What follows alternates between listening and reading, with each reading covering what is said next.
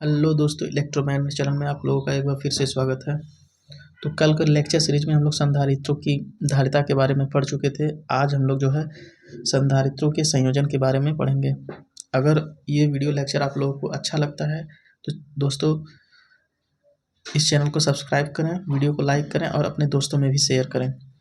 तो आइए देखते हैं संधारित्रों का संयोजन। तो दोस्तों जिस तरीके से रेजिस्टेंस का संयोजन होता है उसी तरीके से संधारित्र को भी हम लोग संयोजित कर सकते हैं। तो इसका कुछ रूल होता है जिसको यहाँ पर लिखा हुआ है। इस रूल को हम लोग समझते हैं कि संधारित्र को किस तरीके से जो है संयोजित किया जाता है। तो संधारित्र को भी दो प्रकार से जोड़ा जाता है। जैसे रेजिस्टेंस को दो प्रकार से जोड़ा जाता था, उसी तरीके से संधारित्र को भी हम दो तरीके से जोड़ सकते हैं। पहला है संधारित्रों का श्रेणीक्रम संयोजन और दूसरा है संधारित्रों का समांतर क्रम संयोजन। जैसे रेजिस्टेंस में हम लोग रेजिस्टेंस को सीरीज में जोड़ते थे और पैरेलल में जोड़ते थे, उसी तरीके से कैपेसिटर को भी हम लोग सीरीज और पैरेलल में जोड़ सकते हैं। तो यहाँ पर देखिए कैपेसिटर का श्रेणीक्रम संयोजन दिखाया गया है। श्रेणीक्रम संयोजन में कैपेसिटर को जोड़ने के लिए क्या करते हैं कि एक कैपेसिटर का जो ये पॉजिटिव टर्मिनल हो गया, ये निगेटिव हो गया, ये पहले कैपेसिटर का हो गया और ये दूसरे कैपेसिटर का पॉजिटिव और दूसरे का निगेटिव, इसी प्रकार आगे भी है। तो श्रेणीक्रम संयोजन में क्या करते हैं हम लोग, पहले कैपेसिटर का जो होता है ऋणात्मक टर्मिनल दूसरे कैपेसिटर के धनात्मक टर्मिनल से जोड़ते हैं। इसी प्रकार दूसरे के ऋणात्मक को तीसरे के धनात्मक से और तीसरे के ऋणात्मक को चौथे के धनात्मक से, इस प्रकार जोड़कर एक श्रृंखला बना लेते हैं, जिससे एक श्रेणीक्रम श्रृंखला बन जाती है। इसी को संधारित्रों का श्रेणीक्रम संयोजन कहते हैं। तो यही बात यहाँ पर थ्योरी के रूप में लिखी हुई है, इसको हम लोग पढ़ लेते हैं। देखिए दोस्तों, संधारित्रों के श्रेणीक्रम संयोजन में एक संधारित्र के ऋणात्मक प्लेट को अगले धनात्मक प्लेट से जोड़कर बनाई गई श्रृंखला को श्रेणीक्रम संयोजन संधारित्र कहते हैं। श्रेणीक्रम में जुड़े प्रत्येक संधारित्र की बोल्टता उसकी धारिता के अनुसार अलग अलग तथा सब पर आवेश एक समान होता है। इसको हम लोग अभी यहाँ फिगर के माध्यम से समझेंगे कि यह थ्योरी क्या कह रहा है। श्रेणी परिपथ में जुड़े प्रत्येक संधारित्र पर आवेश परिपथ के कुल आवेश के बराबर होता है।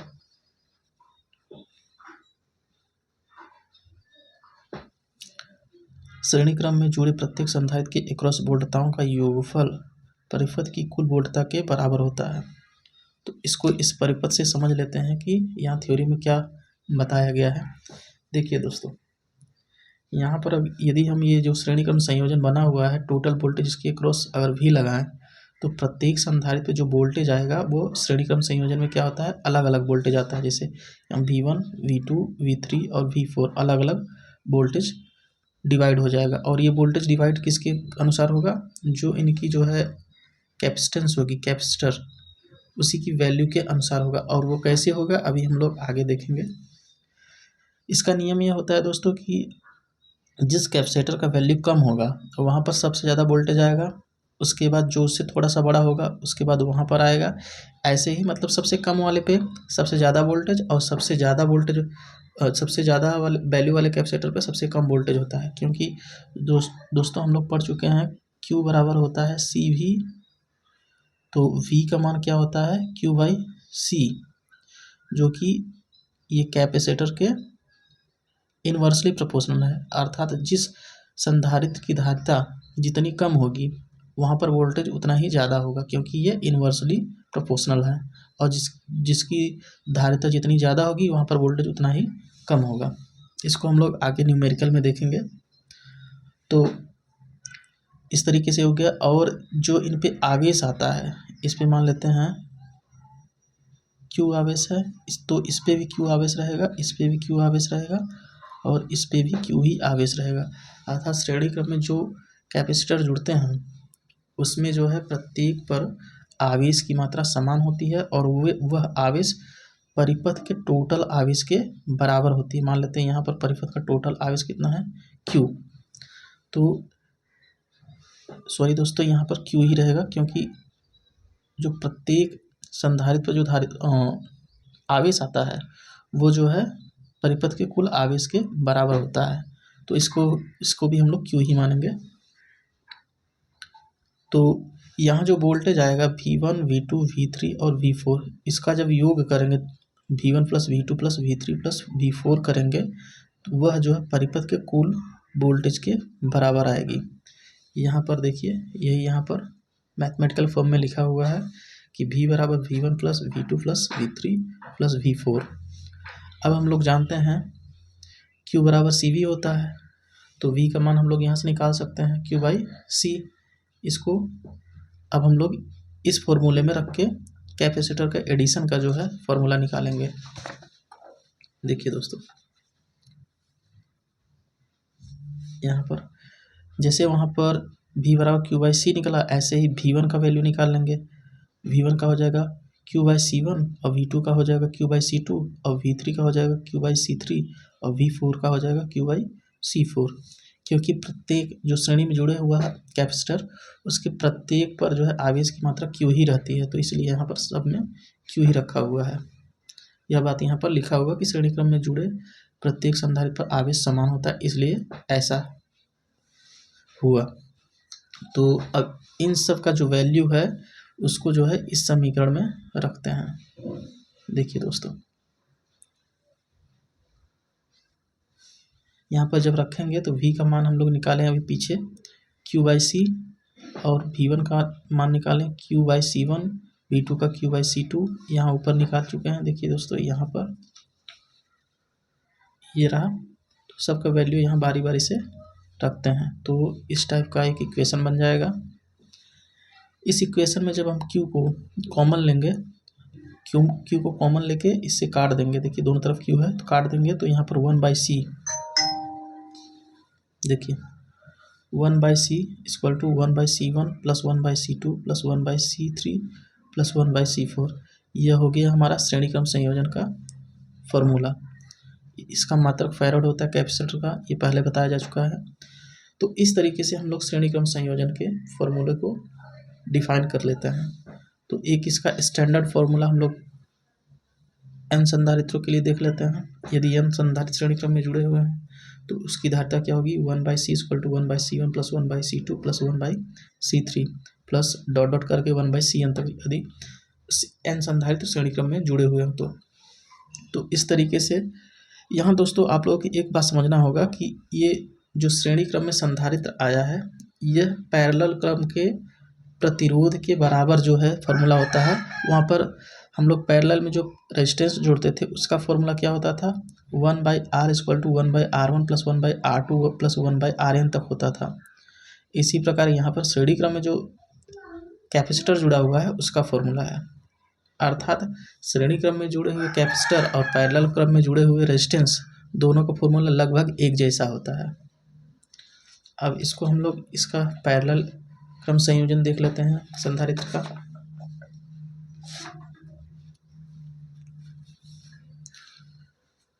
देखिए दोस्तों, ये हमारा हो गया पैरेलल क्रम संयोजन के लिए यहाँ पर दिखाया हुआ है। तो पैरेलल क्रम में जो है संधारित्र को जोड़ने के लिए हम लोग क्या करते हैं, पैरेलल क्रम में जोड़ने के लिए जैसे रेजिस्टेंस को जब हम लोग पैरेलल में जोड़ते थे, वहाँ पर प्रत्येक रेजिस्टेंस को 2 पॉइंट के बीच में जोड़ते थे, अर्थात 2 बिंदु के बीच में जोड़ते थे। यहाँ भी सेम प्रोसेस वही होता है कि प्रत्येक कैपेसिटर को जो है 2 पॉइंट के बीच में जोड़ते हैं।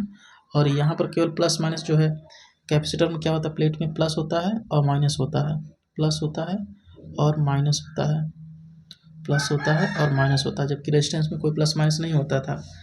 तो यहाँ पर हम लोग थ्योरी में क्या लिखेंगे कि पैरेलल क्रम संयोजन में प्रत्येक कैपेसिटर का पॉजिटिव टर्मिनल एक बिंदु से और नेगेटिव टर्मिनल दूसरे बिंदु से जोड़ते हैं। देखिए दोस्तों, यहाँ प्रत्येक कैपेसिटर का पॉजिटिव वाला जो पॉइंट है, टर्मिनल है, एक बिंदु से जुड़ा हुआ है, इसको हम लोग A मान लेते हैं, इसको B मान लेते हैं, और निगेटिव वाला टर्मिनल जो है एक पॉइंट से जुड़ा हुआ है।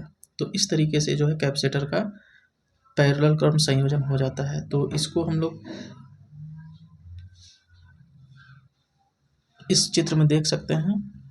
यहाँ पर इसका हम लोग डेरिवेशन करेंगे फॉर्मूले का, तो इसमें कुछ नियम होते हैं, उसको हम लोग पढ़ लेते हैं। जैसे श्रेणी क्रम संयोजन में नियम था कि प्रत्येक जो है संधारित्र पर आवेश की मात्रा समान होती है, वोल्टेज अलग अलग होता है।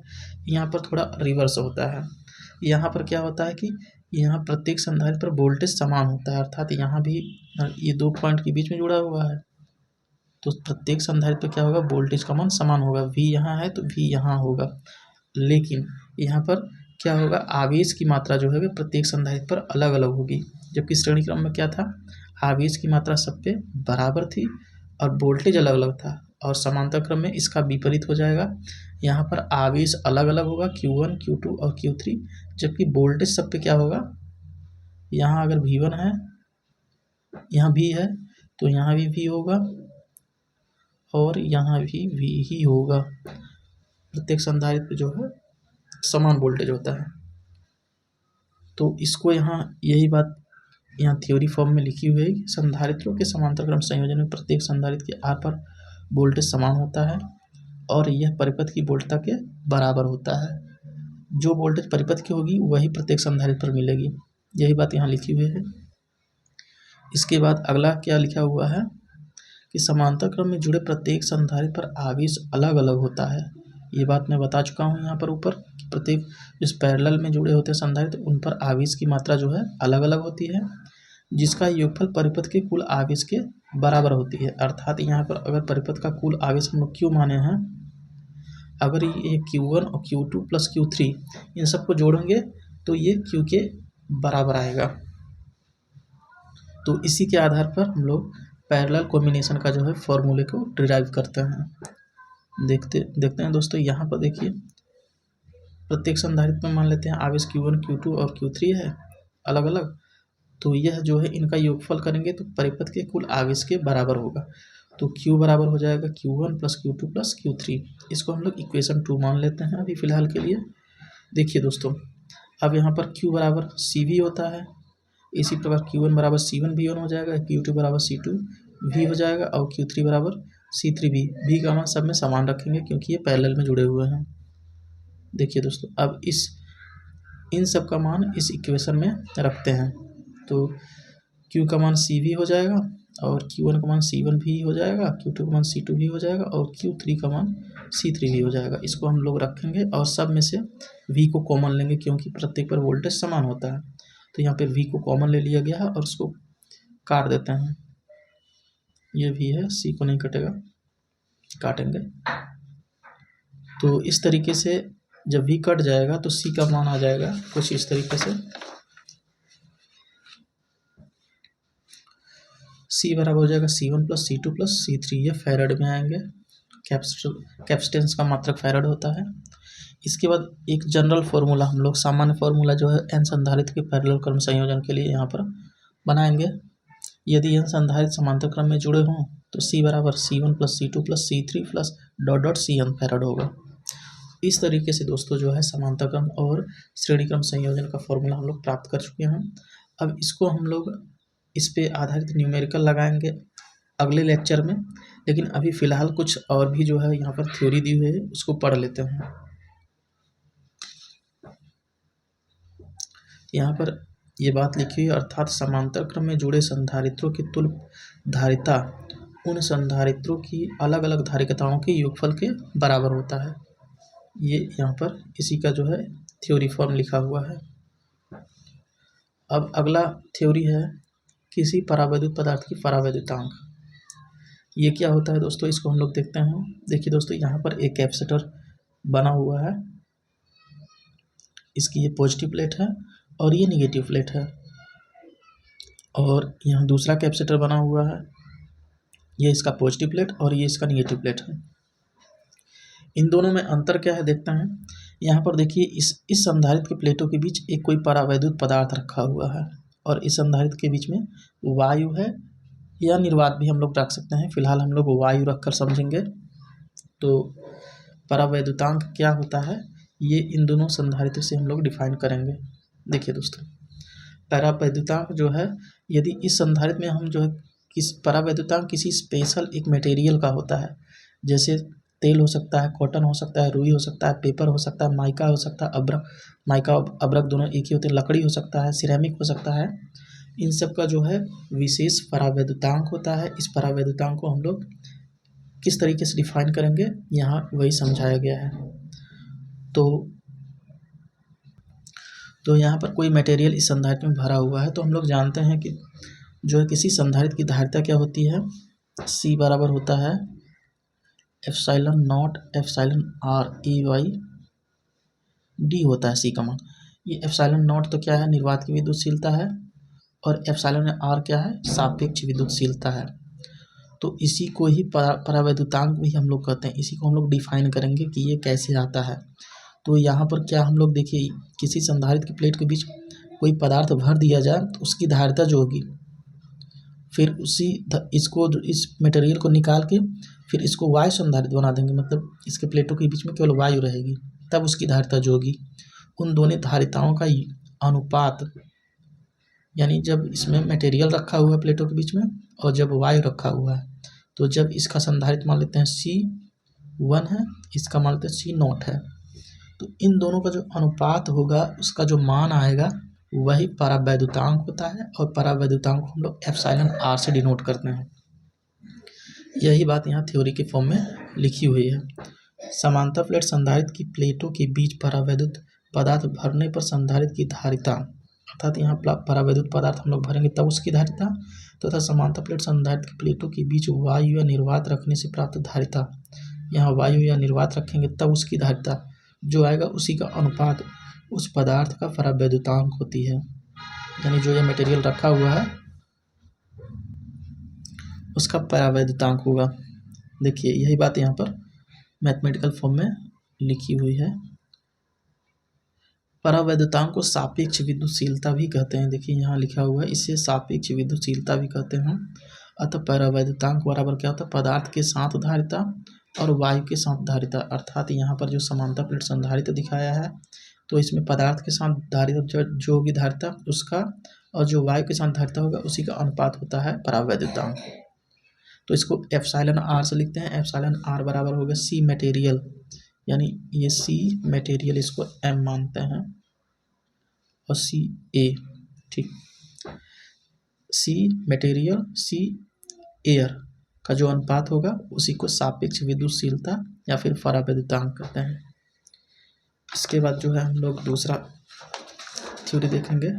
इधर हो गया है, आगे चलते हैं। अब परावैद्युत पदार्थों के लिए एक टर्म होता है परावैद्युत सामर्थ्य, इसको इंग्लिश में डाइलेक्ट्रिक स्ट्रेंथ बोलते हैं। तो देखिए दोस्तों, डाइलेक्ट्रिक स्ट्रेंथ को हम लोग कैसे डिफाइन करते हैं। यहाँ पर एक कैपेसिटर दिखाया हुआ है, ये कैपेसिटर का हो गया पॉजिटिव प्लेट, ये कैपेसिटर का हो गया निगेटिव प्लेट। इसके अंदर कोई मटेरियल भरा हुआ है जिसे हम लोग परावैद्युत पदार्थ कहते हैं। परावैद्युतांक जो होता है, परावैद्युतांक तो हम लोग पढ़ लिए, और परावैद्युत सामर्थ्य जो होता है वो भी एक परावैद्युत पदार्थ का ही होता है।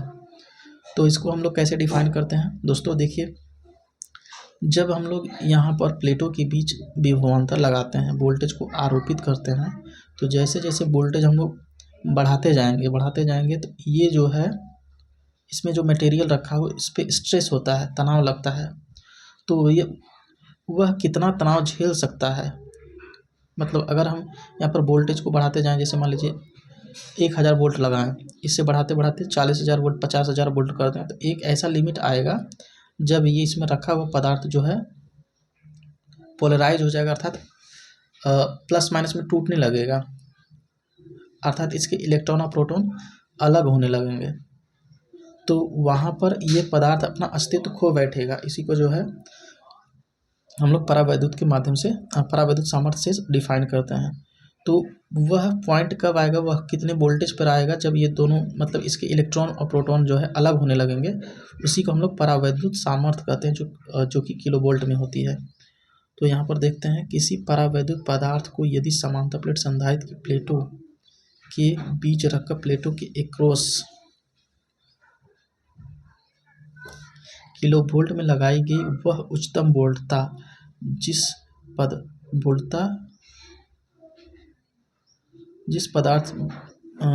पर किलो वोल्ट में वह अधिकतम वोल्टता जिस पर पदार्थ बिना भंजन के सहन कर सके, अर्थात पदार्थ जो है भंजित ना हो, सहन कर सके, उसे पदार्थ की परावैद्युत सामर्थ्य कहते हैं। अर्थात यह किलो वोल्ट में होता है और किलो वोल्ट प्रति mm या प्रति सेंटीमीटर में होता है। जैसे यहाँ देखिए, इसका मात्रक किलो वोल्ट प्रति mm या प्रति सेंटीमीटर में होता है। जैसे वायु का परावैद्युतांक कितना है, यदि हम सेंटीमीटर में निकालेंगे 30 किलो वोल्ट पर सेंटीमीटर है, और इसी को mm में निकालेंगे तो यहाँ पर 3000 वोल्ट प्रति mm होता है। इस तरीके से हम लोग परावैद्युत सामर्थ्य को डिफाइन कर सकते हैं। अब इसके बाद है संधारित्र की प्लेटों के बीच संग्रहित ऊर्जा। तो दोस्तों इसको हम लोग अगले लेक्चर में कवर करेंगे, फिलहाल अभी इतना ही ठीक है। अगर वीडियो पसंद आता है तो इसको चैनल को सब्सक्राइब करें, लाइक करें। धन्यवाद।